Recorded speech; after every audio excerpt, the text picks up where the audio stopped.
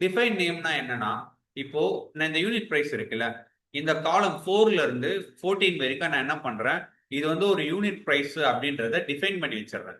Define பண்ணி வச்சுட்டேன்னா, நான் என்ன பண்ணணும்னா, இப்ப நான் எதனா ஒரு சம் பண்றேன்னு வச்சுக்கோங்களேன். இப்ப நான் ஒரு சம் ஃபார்முலா யூஸ் பண்றேன்னா, நான் இந்த இடத்துல எது சம் பண்ணணும், இந்த வேல்யூ என்ன பண்றேன், ஃபுல்லா செலக்ட் பண்ணிட்டு, க்ளோஸ் பிராக்கெட் குடுத்து என்டர் குடுத்தேன்னா, எனக்கு அவுட்புட் கிடைக்கும். ஓகேவா? இது வந்து நம்ம நார்மலா பண்றது. நான் என்ன பண்ண போறேன்னா, இந்த இடத்துல யூனிட் பிரைஸ்ன்றத ஒரு டிஃபைன் நேம் வந்து டிஃபைன் பண்ண போறேன். டிஃபைன் பண்ணிட்டு அதுக்குள்ள இந்த 4ல இருந்து 14 வரைக்கும்ன்ற வேல்யூவ பாஸ் பண்ணிட போறேன். நான் இந்த இடத்துல சம்முன்னு ஓப்பன் பண்ணி இந்த செல்ல ரெஃபர் பண்றதுக்கு பதிலா நான் டிஃபைன் பண்ண நேம ரெஃபர் பண்ணி அவுட்புட் எடுத்துப்பேன். ஓகேவா? சோ இந்த இடத்துல என்ன பண்ண போறேன்றத இங்க பாருங்க. ஃபார்முலாக்குள்ள போயிட்டு இந்த டிஃபைன் நேம்ஸ்னு இருக்கா? இதுக்குள்ள தான் நம்ம நேம டிஃபைன் பண்ண போறோம்.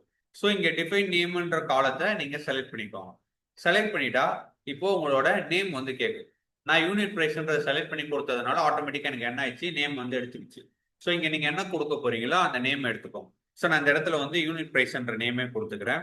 என்னோட ஸ்கோப்னு வரும்போது ஒர்க் புக்குன்னு கொடுத்தீங்கன்னா இந்த ஷீட்ல இந்த ஒர்க் புக்ல எத்தனை ஷீட் இருந்தாலும் எல்லா இடத்துலயும் அந்த நேமை வந்து நம்ம வந்து எடுத்துக்க முடியும் ஃபார்முலால.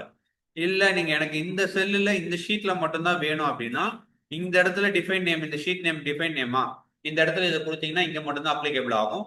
வேற ஷீட்ல போயிட்டு இந்த நேமை எடுக்க ட்ரை பண்ணீங்கன்னா உங்களுக்கு வராது. ஓகேவா?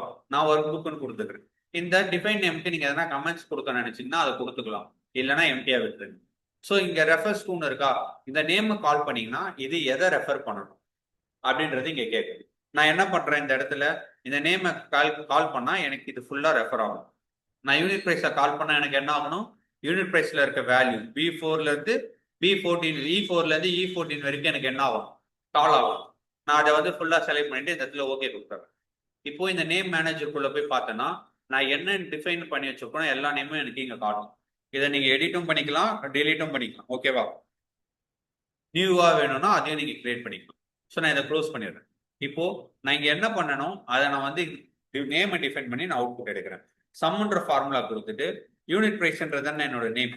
ஸோ இங்க கொடுத்தனா இங்க எனக்கு வந்துடுச்சா யூனிட் பிரைஸ், நான் என்ன நேமை டிஃபைன் பண்ணணும் அது வந்துடும். இதை செலக்ட் பண்ணிட்டு க்ளோஸ் பிராக்கெட் கொடுத்து என்டர் கொடுத்தனா நீங்க மேல நான் சம்ல செல்ல ரெஃபர் பண்ணி என்ன அவுட்புட் எடுத்தணும் அதே தான் எனக்கு எங்க என்ன வந்திருக்கு, அதே அவுட்புட் தான் எனக்கு இங்க வந்திருக்கு. ஸோ நீங்க செல்லை ரெஃபர் பண்ணி எடுக்கிறதுக்கு பதிலாக இந்த செல்லுக்கு வந்து ஒரு நேமை டிஃபைன் பண்ணி வச்சுட்டு அந்த நேமை நீங்க ஃபார்முலாக்குள்ள கால் பண்ணிக்கலாம்.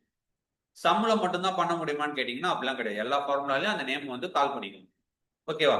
ஸோ இந்த இடத்துல வந்து நான் கவுண்ட்டுக்குள்ளேயே என்ன பண்ணிக்கலாம், கவுண்ட்னு கொடுத்துட்டு என்னோட டிஃபைன் நேம் என்ன யூனிட் பிரைஸ்னு கொடுத்துருக்கேன்.